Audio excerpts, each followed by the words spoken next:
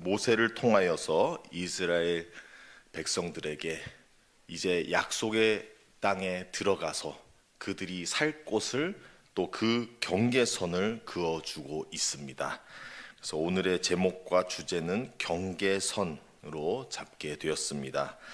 경계선이라는 것은 여러 가지 의미를 가지고 있는데요. 그 뜻 자체로서도 경계라는 것은 경계를 해야 된다는 것이죠. 무언가를 무언가에서 지켜낸다라는 그런 의미도 가지고 있고, 또 무엇을 그어서 그 밖의 것과 안의 것을 구분한다라는 의미도 가지고 있습니다. 이러한 면에서 이스라엘에게 주는 경계선은 여러 가지 의미들을 가지고 있는데, 이러한 부분에서 세 가지 큰 의미를 함께 살펴보고자 합니다. 첫 번째로는 경계선으로 인하여서 이스라엘이 지켜야 할 것을 함께 나누겠습니다. 이스라엘에게는 이 오늘의 본문 말씀 전에서도 계속 말씀해주고 있는 것이 있습니다. 약속된 땅에 들어가서 해야 할 것들, 그것은 무엇이냐면 그 땅에 있는 자들을 싹 없애고, 그리고 하나님의 신앙을 가지고 그 땅에서 살아갈 것을 의미하고 있습니다. 이는 우리가 그냥 인간적으로 전쟁과 학살이라는 입장으로 보면 안 되고, 영적 전쟁에서 하나님께서 분명한 영적인 것을 요구하고 계신 것입니다. 그러니 영적인 자기의 영성이 살려면 거기 가서의 자기의 영성을 해치거나 공격받거나 하는 것을 지켜내기 위해서는 그 전에 있던 사람들을 없애야 된다는 것을 의미했던 것입니다. 또한 광야에서 계속 하나님 앞에서의 배워왔던 것 그대로 그 땅에 들어가서도 그대로 순종하며 살아가야 했던 것입니다. 마치 우리가 어려울 시기에 하나님을 붙잡고 살지만 평화로운 시대에 하나님을 잃는 것이 아니라, 평화로운 시대에도 그 어려운 시기를 기억하면서 하나님을 붙잡고 살듯이 이스라엘 백성들도 그 광야 시대에서 하나님을 의지하고 붙잡고 살았던 그대로 그 신앙을 가지고 약속된 땅에 들어가서도 그 신앙을 유지하며 살아가야 했던 것입니다. 그렇게 해서 그들의 경계선이라는 것은 그저 땅의 개념이 아니라 본인들의 신앙적 개념, 자기의 영적인 부분에서도 경계심을 가지고 경계선을 기억하면서 살아가야 했던 것입니다. 그 경계선을 늦추고 그 경계선을 제대로 지키지 아니하였을 때에는 외부적인 침입, 그러한 영적인 것으로서의 침범을 받아서 자기의 신앙도 흔들릴 수 있고, 하나님의 말씀을 지켜야 하는 그 땅, 자기의 영적 땅에서도 그 말씀을 지키지 못하고 잃을 수 있다는 것을 의미해 주고 있던 것입니다. 즉 경계선이라는 것은 우리가 외부 침략에 있어서 분명히 지켜야 하는 것들을 알려주고 있는 것이고, 그것은 땅의 개념만이 아니라 분명히 우리의 영적 경계선에 대해서도 알려주고 있던 것입니다. 두 번째로는 경계선에 있어서는 우리가 흔히 경계선을 외부 침략에 있어서 우리가 지켜내야 된다는 것만 생각하고 살 수 있겠지만, 반대로 우리가 넘지 말아야 하는 것도 얘기해 주는 것입니다. 즉 넘지 말아야 할 경계선도 하나님께서 그어주고 계신 것입니다. 예를 들자면 땅의 개념으로서는 하나님께서 이스라엘 백성에게 그어주고 있는 경계선은 너희가 이 땅이 너희 것이다 라고 구별해서 주는 것도 맞지만, 그 외에 이 외의 것을 얻거나 탐하지 말라는 의미도 가지고 있는 것입니다.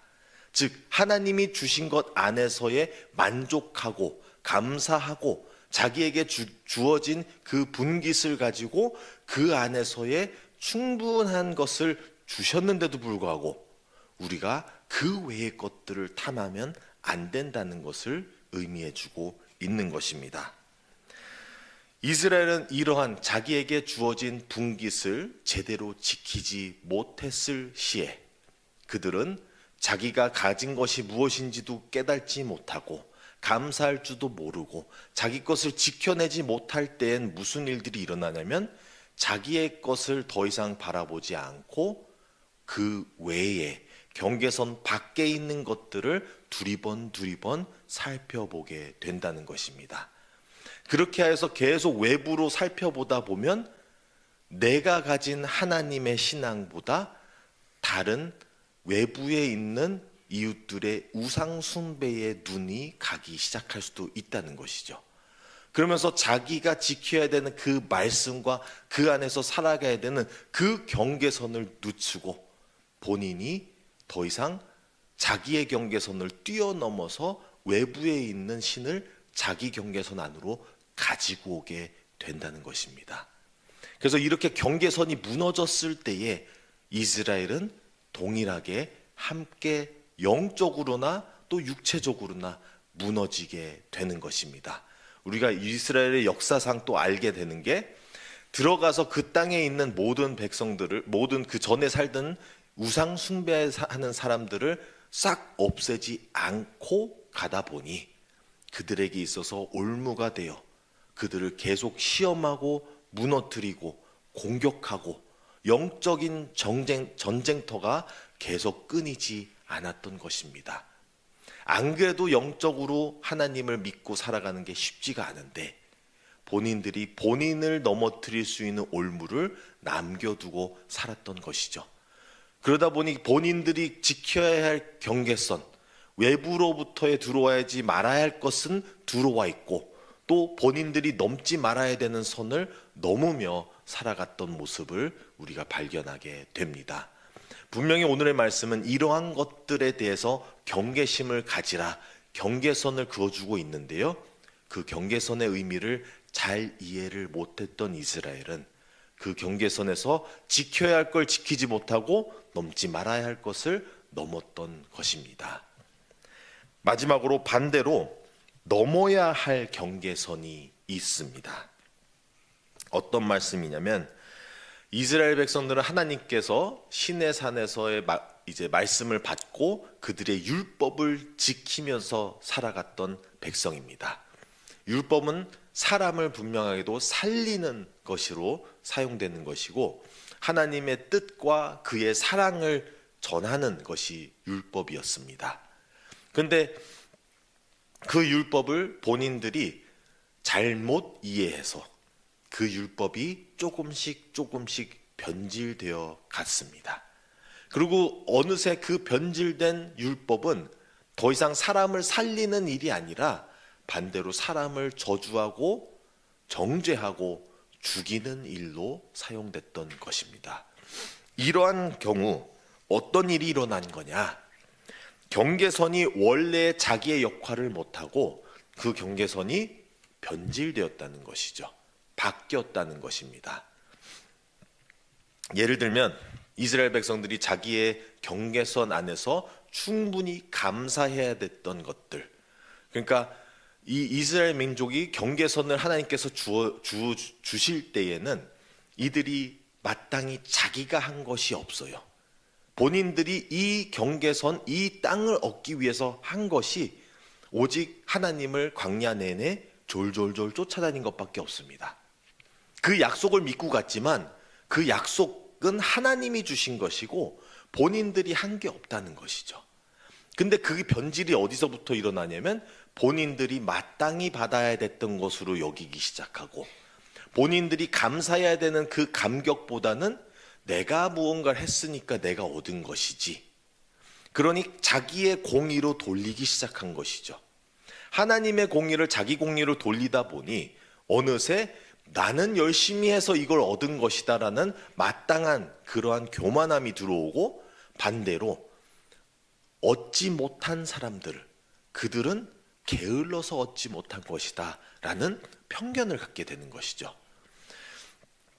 하나님이 경계선을 주시면서 각각 제비뽑기를 하게 되었습니다. 제비뽑기라는 의미는 누구는 분명히 더 좋은 땅을 갖게 되었을 것이고 누구는 분명히 조금 더 토지가 좋지 않을 수 있는 무언가 자라지 않는 땅을 받았을 수 있다는 것입니다. 조금 다르게 말해서는 우리가 육체가 주어졌으나 육체가 누구는 온전할 수도 있겠지만 누구에게는 불편함을 갖고 태어났을 수도 있다는 것이죠. 자기가 또한 자라온 환경이, 어떤 사람들은 당연히 부모님을 통하여서 굉장한 많은 재산을 가지고 태어났을 수도 있고, 어떤 이들은 가난한 부모님 아래서 가난한 환경에서 태어났을 수도 있다는 것입니다.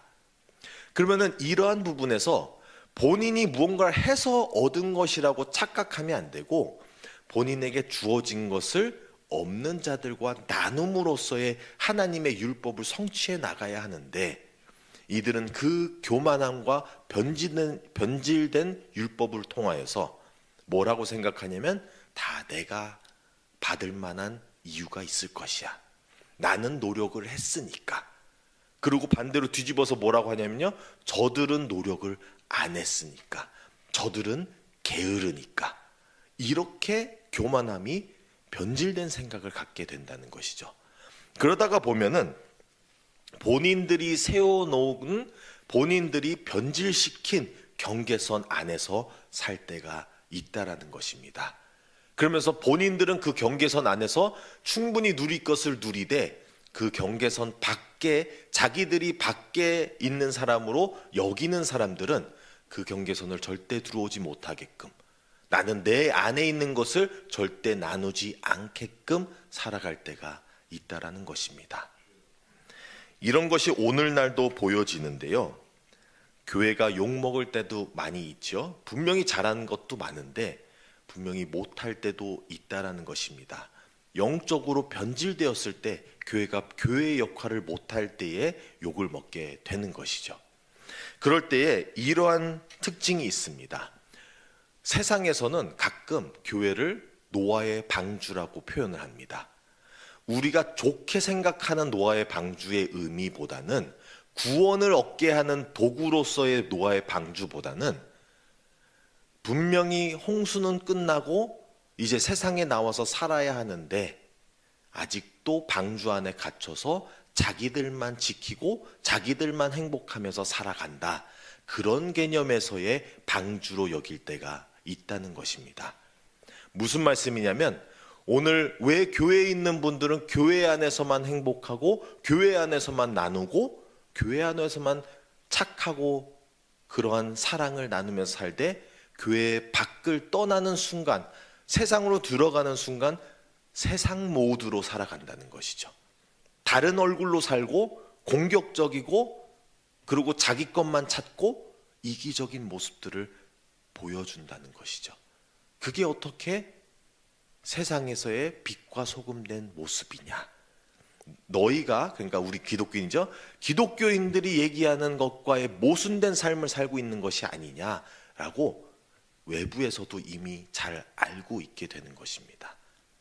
이러한 면에서는 우리가 분명히 우리가 세워놨던, 그리고 하나님께서 우리에게 잘 알려주셨던 경계선에 있어서 우리가 제대로 지키고 잘 알고 지키지 않는 이상 그 경계선을 잘못된 것들이 들어오거나 나가거나, 또는 우리가 잘못된 경계선을 끝까지 고집하며 지킬 때도 있다라는 것입니다.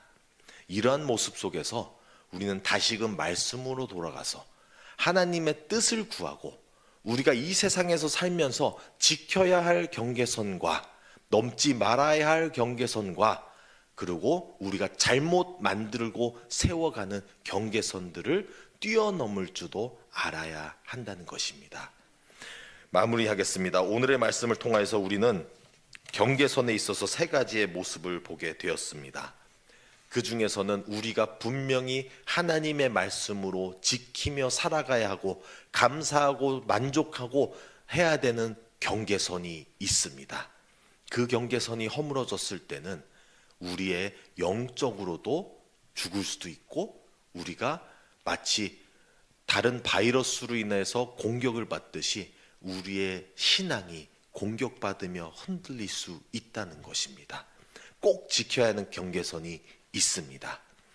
반대로 또 경계선 안에서의 만족과 감사가 없을 때는 우리가 계속 외부로 볼 때가 있습니다. 외부로 자꾸 사방대에 우리가 설치며 다니다 보면 엉뚱한 것들을 붙잡고 신이라고 여기며 살 때가 있습니다. 오직 하나님만 붙잡고 살아야 되는데 우리가 외부에서의 우리의 답을 찾고자 하고 외부에서의 우리의 해결을 하지 못하는 그런 것들을 해소하겠다고 여기며 살겠지만 하나님 외에는 우리를 만족시킬 수 있는 분이 없으십니다. 우리가 넘지 말아야 할 경계선은 넘지 말아야 할 것입니다. 그리고 마지막으로 우리가 잘못되고 변질된 경계선을 우리 스스로가 세우고 살 때가 있는데 그러한 경계선은 허물고 뛰어넘어서야 하는 것입니다. 우리가 더 이상 우리와 세상에 벽을 두고 사는 것이 아니라 세상에게 우리가 얻은 그 은혜와 복을 가지고 세상으로 나가서 빛과 소금이 되어 그들에게 하나님의 사랑을 전하고 하나님과 함께하는 그 하나님의 나라를 이루어가는 저와 여러분들이 되시기를 바랍니다. 함께 기도하겠습니다. 하나님 아버지 감사드립니다. 오늘의 말씀을 통하여서 하나님께서 이스라엘에게 허락하신 경계선, 그 안에서 우리가 지켜야 할 것과 우리가 넘지 말아야 할 것과 또 우리가 잘못 만들어서 세운 그 경계선을 넘어야 하고 허물어야 하는 것들을 살펴보게 되었습니다. 아버지께서 우리에게 지혜를 주셔서 우리가 지켜야 할 것이 무엇인지, 우리가 넘지 말아야 할 것이 무엇인지, 그리고 우리가 꼭 넘어서야 되는 것은 무엇인지를 분별할 수 있게 하여 주시옵소서. 그 지혜로서 우리에게 행동으로서까지 믿음이 나아가서 우리가 세상으로 가서 하나님의 사랑을 전하며 하나님의 신앙을 지키며 살아갈 수 있게 하여 주시옵소서. 이 모든 말씀 우리 주 예수 그리스도의 이름으로 기도드립니다. 아멘.